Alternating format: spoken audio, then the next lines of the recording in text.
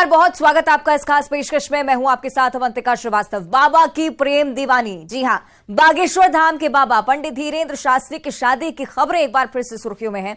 बाबा धीरेन्द्र शास्त्री से विवाह की कामना लेकर एमबीबीएस की एक छात्रा ने पदयात्रा शुरू की है। गंगोत्री धाम से बागेश्वर धाम तक सर पर गंगा जल कलश लेकर जा रही है पदयात्रा 16 जून को बागेश्वर धाम पहुंचने वाली है।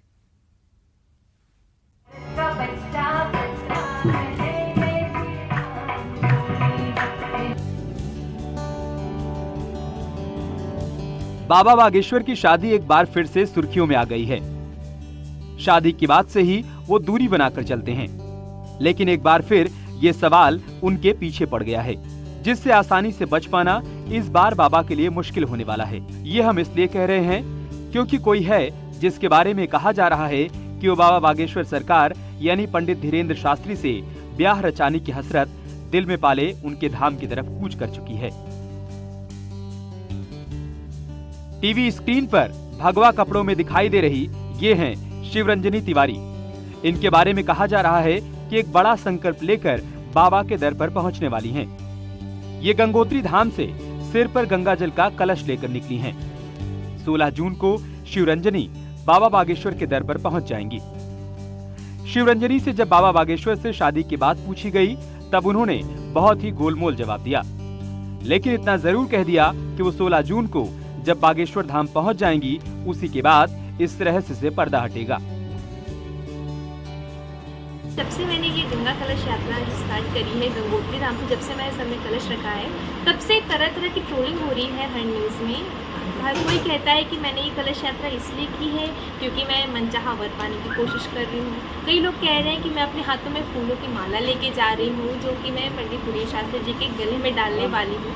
तो देखिए, मैं सभी लोगों को बताना चाहूँगी, जो महाराष्ट्री हैं, अंतर्यामी हैं, प्राणनाथ हैं, करुणा निधान है, हर किसी के मन की बात पहचान लेते हैं। तो मैं सभी को कहूँगी कि आप 16 जून तक का वेट कीजिए।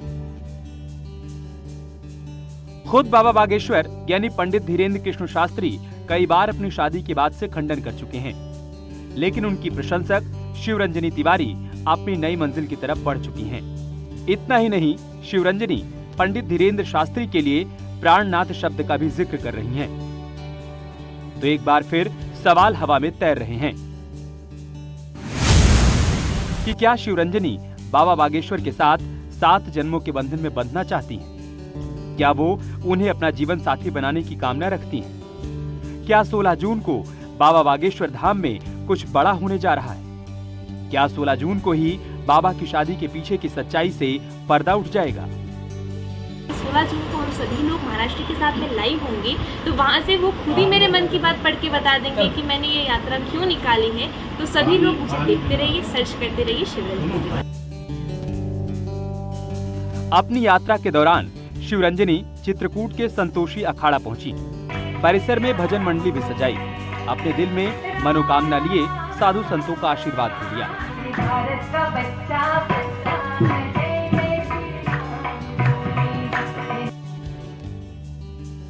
शिवरंजनी एमबीबीएस की छात्रा हैं और 2 साल से वो बाबा बागेश्वर सरकार को फॉलो कर रही हैं। बचपन से ही वो आध्यात्म से जुड़ गईं।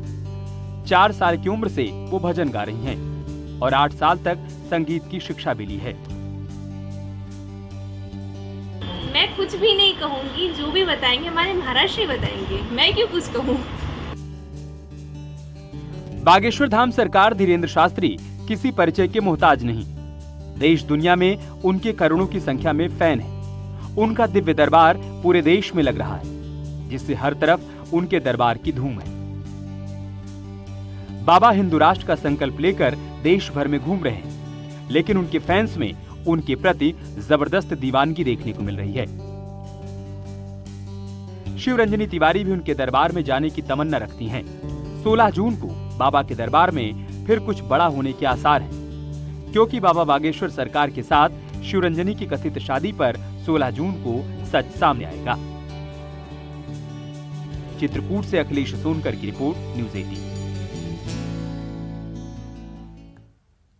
तो 16 जून को बाबा बागेश्वर के दरबार में क्या होता है, ये तो आने वाला वक्त ही बताएगा, लेकिन फिलहाल शिवरंजनी के मन में क्या चल रहा है, ये टटोलने की कोशिश हम जरूर करेंगे। खुद हमारे साथ शिवरंजनी तिवारी जी जुड़ चुकी हैं।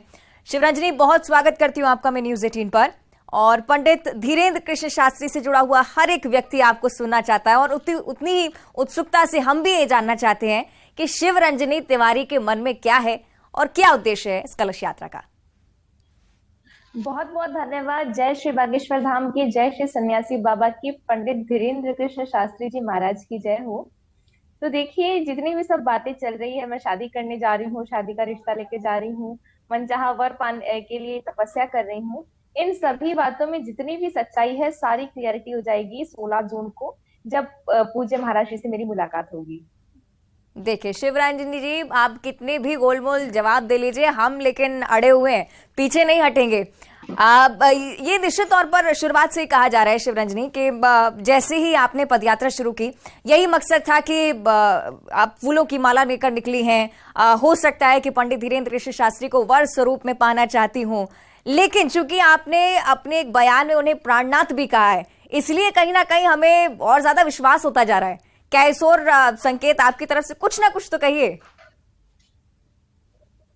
देखिए, आपको क्या विश्वास होते जा रहा है, आप इसको किस तरह से ले रहे हैं। कई लोग तो कह रहे हैं मैं फूलों की माला लेके जा रही हूँ जो मैं पंडित जी के गले में डालने वाली हूँ, पता नहीं क्या क्या ही बोल रहे हैं। तो देखिए, मैं प्राणनाथ से इसलिए संबोधित करती हूँ क्योंकि हमारे परम पूज्य महाराज जी अंतर्यामी हैं, हर किसी के मन की बात पहचान लेते हैं, भगवान है वो साक्षात। तो जो हर कोई मतलब हमारे मन की हर एक बात पहचान ले, एक बात भी जिससे छुपी ना रह पाए, वो अगर प्राणनाथ नहीं होगा तो फिर कौन होगा। इसलिए मैं उन्हें प्राणनाथ से संबोधित करती हूँ। और रही बात शादी की, तो मैंने किसी भी न्यूज चैनल में ये नहीं कहा है कि मैं शादी ही करने जा रही हूँ या शादी का ही प्रस्ताव लेके जा रही हूँ। ठीक है, चलिए, आप भले ही अभी आप ना कह रही हो, लेकिन धीरे धीरे हम आएंगे उस बात पर कि क्या मकसद है इस कलश यात्रा का। और 16 जून को जो कि कहा जा रहा है क्या कुछ होने वाला है बागेश्वर बाबा के दरबार में।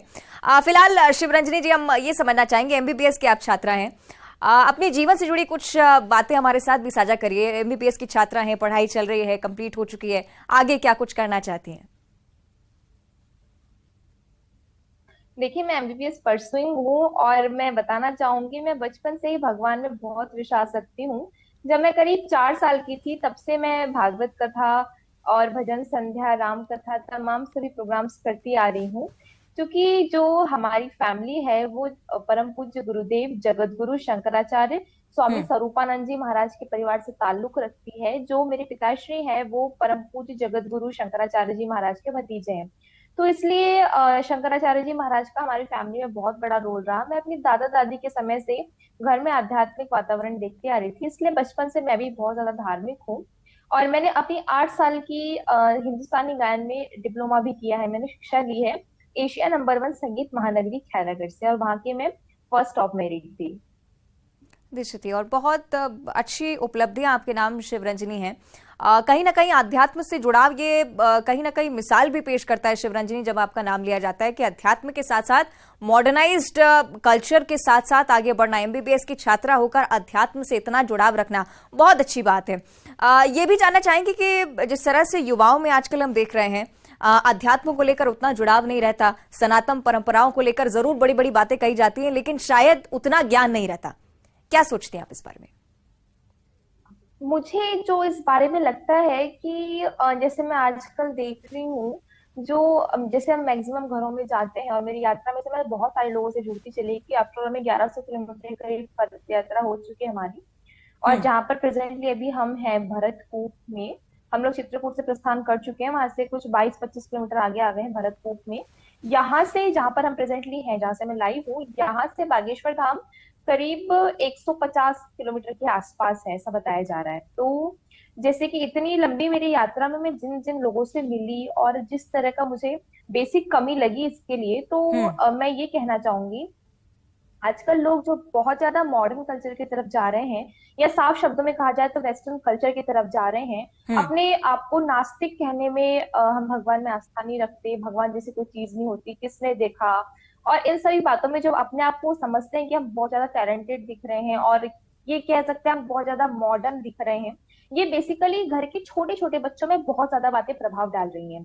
और जैसे कि हम क्या ही बताएं, अगर हम अपने आप को सनातन बोलते हैं तो हमें ये भी तो होना चाहिए ना कि हम अपने घर के जो छोटे छोटे बच्चे हैं उनको सुबह जब वो स्कूल जाएं तो उसके पहले हनुमान चालीसा का पाठ करके जाएं, आरती करके जाएं, शाम को आए तो गायत्री का माला करें और आरती करें। और इस सब में मुश्किल से 5 मिनट लगता है सिर्फ। लेकिन फिर भी जब बच्चे अपने घर में देखते हैं कि हमारे पेरेंट्स ही कुछ इस तरह के अजीब सी सोच वाले हैं, तो फिर वो आखिरकार बच्चों के दिमाग में तो असर डालेगा ही ना। निश्चित तौर पर। और जिस तरह से शिवरंजनी हम देख रहे हैं कि शादी को लेकर जिस तरह से चर्चाएं एक बार फिर से जोर पकड़ती हुई, अगर पंडित धीरेन्द्र कृष्ण शास्त्री को हम देखें और उनकी शादी का जब जब वो जिक्र किया जाता है, मुस्कुरा जाते हैं, कहते कि परिवार के जो भी मर्जी होगी, माता पिता जिनको चाहेंगे उन्हीं को ही ब्याह कर लाएंगे घर में। लेकिन जया किशोरी जी का जिक्र भी बहुत होता रहा। आपको भी पता होगा, जया किशोरी जी के साथ उनकी जोड़ी देखी जाने लगी, कहा जाने लगा कि बहुत खूबसूरत लगेंगे एक साथ। लेकिन जिस कलश यात्रा के मकसद को कहीं ना कहीं हम लोग टटोलने की कोशिश कर रहे हैं, अब इस और भी विचार रखती हैं आप जया किशोरी जी के साथ? अगर चाहते हैं वो विवाह करना और विवाह हो जाता है, तो क्या मीरा बनना चाहेंगी या रुक्मणी तक का ही उद्देश्य लेकर चल रही हैं? ऐसा है, अगर जो हमारी ये जोड़ियां होती हैं ये सब भगवान की देन होती हैं, और ये इसको किस्मत का, डेस्टिनी का पूरा खेल कह सकते हैं। हमारे हाथ में कुछ भी नहीं होता, और हम लोग ये सोचने वाले कि हम इससे शादी करेंगे उससे शादी करेंगे, हम लोग ये सोचने वाले कोई नहीं होते।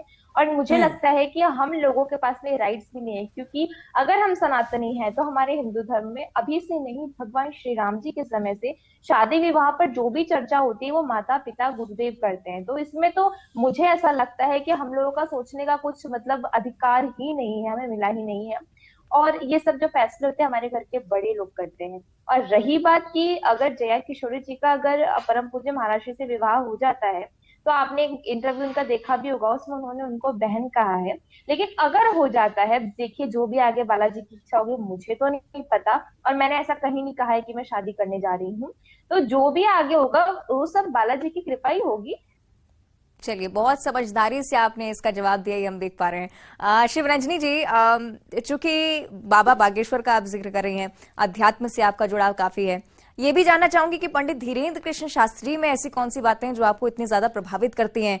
साथ ही साथ जिस तरह से आप जिक्र कर रहे हैं कि परिवार में भी काफी माना जाता है उन्हें, क्या कुछ सोच है उनको लेकर आपकी? देखिए, परम पूज्य महाराज जी की 3 ऐसी बातें हैं जो मुझे बहुत ज्यादा उनकी तरफ आकर्षित करती है।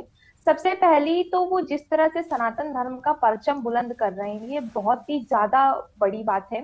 सेकंड, जो उन्होंने हिंदू राष्ट्र बनाने का जो संकल्प लिया है। और थर्ड, जो हर एक डॉक्टर के लिए गौरवान्वित महसूस करने वाली चीज होगी, जो उन्होंने कैंसर हॉस्पिटल बनाने की जो उसमें घोषणा करी है उन्होंने। तो ये बहुत बड़ी बातें हैं तीनों, जो मुझे बहुत ज्यादा उनकी पसंद है। अक्सर शिवरंजनी जी, पंडित धीरेन्द्र कृष्ण शास्त्री हिंदुत्व की बात करते हैं, हिंदू राष्ट्र की बात करते हैं, आप ताल्लुक रखती हैं इस बयान से? बिल्कुल, मैं उनके संकल्प में बिल्कुल उनका अपना सहयोग देना चाहूंगी। और हिंदू राष्ट्र था, है और रहेगा, और बीच में जो भी व्यवधान आ रहे हैं वो सब बालाजी की कृपा से हट जाएंगे। अक्सर हमने शिवरंजनी जी आपको गुनगुनाते हुए भी देखा है, कई ऐसे भजन भी हमने सुने आपके जिसमें बहुत खूबसूरती से आप उल्लेख करती हैं भगवान राम का भी। चाहेंगे अगर आप कुछ गुनगुना दें हमारे दर्शकों के लिए, बहुत खूबसूरत हो जाएगा।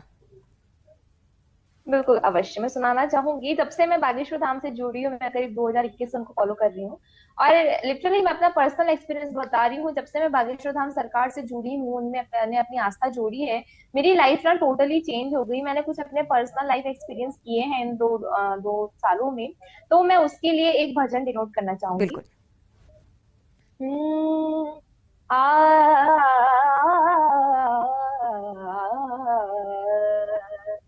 पल से पल में क्या हो जाए, पल से पल में क्या हो जाए, पता नहीं तकदीर का, गति ब्रह्मा की तरह न तारी, अजब खेल रघुवीर का, गति ब्रह्मा की तरह न तारे, अजब खेल रघुवीर का। बहुत खूबसूरत आप गाती हैं शिवरंजनी जी। और जो वीडियो हम आपकी लगातार देख रहे थे सोशल मीडिया पर, कई ऐसे सॉन्ग्स भी आपके काफी वायरल हो रहे हैं जिनमें कहीं ना कहीं इस चीज की भावना उजागर होती है कि हिंदुत्व को किस तरह से आगे बढ़ाना है। शिवरंजनी जी, एक गाना हमने सुना, भारत का बच्चा बच्चा जय श्री राम बोलेगा, बहुत खूबसूरती से आपने गाया। 2 लाइनें अगर आप गुनगुना दें। बिल्कुल अवश्य। रामदूत हनुमान का नारा जय श्री राम, रामदूत हनुमान का नारा सारे जग में गूंजेगा।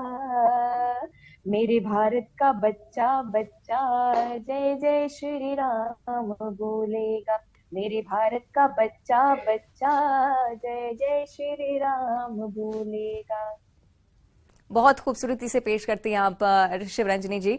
और अध्यात्म को लेकर, हिंदुत्व को लेकर जो आपके विचार हैं वो भी निश्चित तौर पर युवाओं को एक बड़ी कहीं ना कहीं प्रेरणा भी दे सकते हैं। जिस तरह से आप इस बात का भी जिक्र करें कि मॉडर्नाइज्ड कल्चर और वेस्टर्न कल्चर में लोग इतने ज्यादा संलिप्त हो चुके हैं कि अपनी परंपराओं को और अपनी संस्कृति को भूलते जा रहे हैं। अब अंत में एक और प्रश्न, पंडित धीरेन्द्र कृष्ण शास्त्री जी को ये लेकर कहा जाता है कि जब वो पर्ची निकालते हैं और जो बात उनकी तरफ से कही जाती है, बहुत मायने उसके निकाले जाते रहे सियासत में भी, लेकिन सच होती है, भक्त ये मानते हैं। आप क्या सोचती हैं इसे लेकर? मैं तो उन्हें प्राणनाथ कहती हूँ, क्योंकि इसमें संदेह करना कोई गलत होगा मेरे हिसाब से, क्योंकि वो साक्षात बिल्कुल परमेश्वर ही मैं उन्हें कह सकती हूँ। क्योंकि मन की बात इतनी आसान नहीं किसी की पढ़ना, और जिस तरह से वो पर्ची बनाते हैं, जिस तरह से लोगों के नाम बोलकर लोगों को बुलाते हैं, और जिस तरह से भी वो उनके पास है दिव्य शक्ति कह लो या फिर जो भी कह लो, सुपर नेचुरल पावर, जो भी आप कह सकते हैं उसको, बिल्कुल, तो वो बिल्कुल अलौकिक है, हर किसी के पास बिल्कुल। यानी कि आप इससे बहुत ताल्लुक रखती हैं। शिवरंजनी जी, बहुत शुभकामनाएं न्यूज 18 की तरफ से भी आपको कि जिस उद्देश्य के साथ आप निकली हैं कलश यात्रा लेकर वो भी पूरा हो। बहुत शुक्रिया आपका हमसे बातचीत करने के लिए। तो ये आपने सुना शिवरंजनी तिवारी, जिनको लेकर ये लगातार कयास लगाए जा रहे थे कि विवाह के मकसद के साथ वो कलश यात्रा लेकर निकली हैं। बाबा बागेश्वर के दरबार में 16 जून को पहुंचने वाली हैं। हालांकि 16 जून को बाबा बागेश्वर के दरबार में क्या कुछ होता है ये तो देखने वाली बात होगी, लेकिन कुछ ना कुछ कहीं ना कहीं कहते हुए नजर आती है। बहरहाल